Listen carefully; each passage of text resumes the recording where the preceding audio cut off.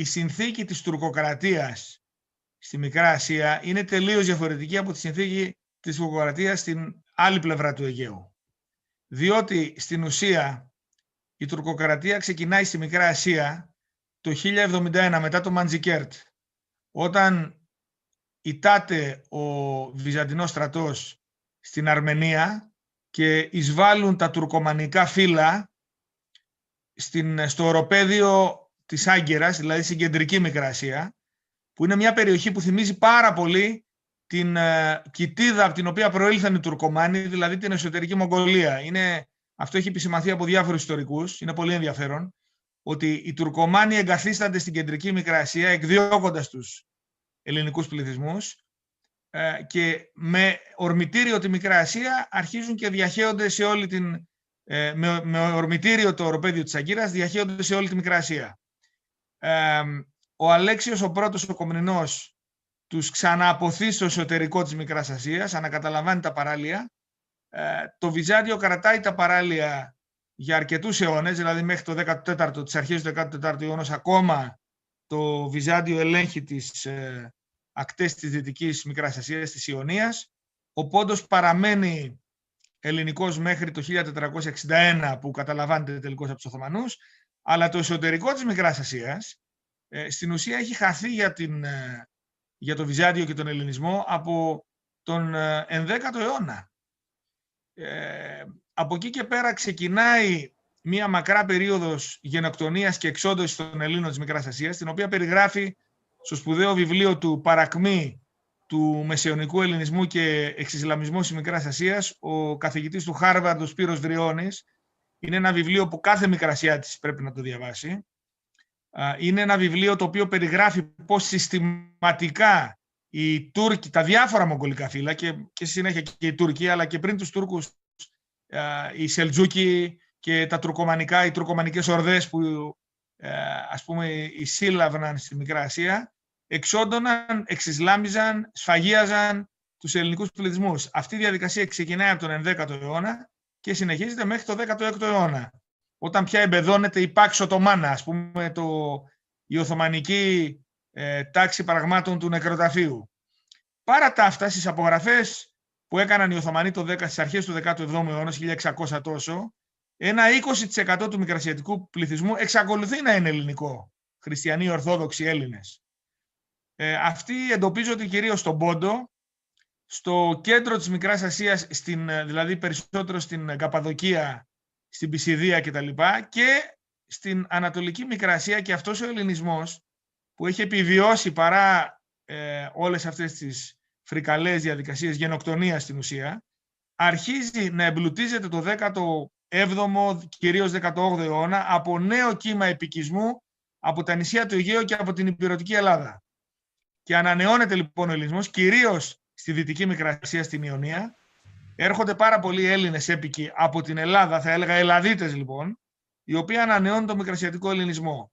Και έτσι φτάνουμε στα τέλη του 19ου και στις αρχές του 20ου αιώνα, πριν την καταστροφή, να έχουμε ακμαίο ελληνικό πληθυσμό, ο οποίος σε πολλές περιπτώσεις, όπως δείχνει η απογραφή που έκανε το Οικουμενικό Πατριαρχείο το 1920, πριν την καταστροφή, υπερβαίνει τον τουρκικό. Υπάρχουν δηλαδή, η Μικρά Ασία είναι μια πανσπερμία φυλών, αλλά το ελληνικό στοιχείο σε πολλές περιοχές είναι πλειοψηφικό και πάντως είναι οικονομικά και πολιτιστικά κυρίαρχο. Λοιπόν, ήθελα να επισημάνω ότι ο λόγος που δεν έγινε στη Μικρά Ασία μια γενικευμένη επανάσταση όπως έγινε, ξέρω εγώ, στην Νότια Ελλάδα, είναι ο εξής. Η Μικρά Ασία είναι πολύ κοντά στα μεγάλα οθωμανικά κέντρα εξουσίας, στους μεγάλους τουρκικούς στρατιωτικούς σχηματισμούς. Δεν έχει το ανάγλυφο, ας πούμε, της Ρούμελης και της Πελοποννήσου, όπου μπορεί να αναπτυχθεί κλεφτουριά ή όπου μπορούν να ας πούμε, αποκρουστούν οι μεγάλες οθωμανικές στρατιές. Είναι ένα μέρος απρόσφορο για εθνική αντίσταση. Ο ελληνισμός εκεί είναι μειοψηφικός, όπως προανέφερα, αριθμητικά, και αυτός είναι και ο λόγος που έγιναν περιορισμένες επαναστατικές ενέργειες, κυρίως έγιναν στα παράλια και στον Πόντο, αλλά εύκολα κατεπνίγησαν, διότι οι Τούρκοι έλεγχαν πάντα το ιστορικό της Μικράς Ασίας και ως γνωστόν όποιος ελέγχει το εσωτερικό μπορεί εύκολα να ελέγξει τα παράλια. Να αναδειχθεί η συμμετοχή των Μικρασιατών και των Κυπρίων στην Επανάσταση, που είναι μια παραμελημένη σελίδα της ελληνικής ιστορίας, την οποία πρέπει να αναδείξουμε, διότι οι Μικρασιάτες είχαν ακριβώς την ίδια εθνική ταυτότητα και συνείδηση με τους κατοίκους της δυτικής πλευράς του ελληνισμού, δηλαδή την πλευρά της σημερινής Ελλάδας, ας πούμε, και απλά δεν τους δόθηκε ευκαιρία από τις συνθήκες και τα γεωγραφικά δεδομένα στα οποία κατοικούσαν και διαβιούσαν, δεν τους δόθηκε ευκαιρία να παίξουν και αυτοί το ρόλο που έπαιξαν, ας πούμε, οι αρματολοί και οι κλέφτες της Ρούμελης, οι νησιώτες καραβοκύριδες κτλ.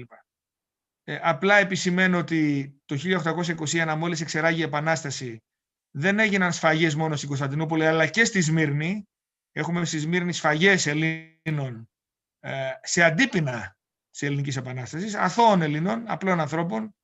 Έχουμε τη σφαγή έξω από την εκκλησία την Κυριακή που ακολουθεί την εορτή του Ευαγγελισμού. Υπάρχουν τέτοια περιστατικά δηλαδή που δείχνουν ότι δεν ήταν αμέτωχος και αποστασιοποιημένος ο ελληνισμός της Μικράς Ασίας. Εν πάση περιπτώσει, τώρα καλός ή κακός φυσικά, μετά την καταστροφή του 1922 βρεθήκαμε όλοι μαζί, και οι Μικρασιάτες και οι Πόντιοι και όλοι οι κάτοικοι του μείζωνος ελληνισμού βρεθήκαμε εδώ στη μικρή μας κόγχη του ελληνικού κράτους και ζούμε όλοι μαζί αναμεμειγμένοι.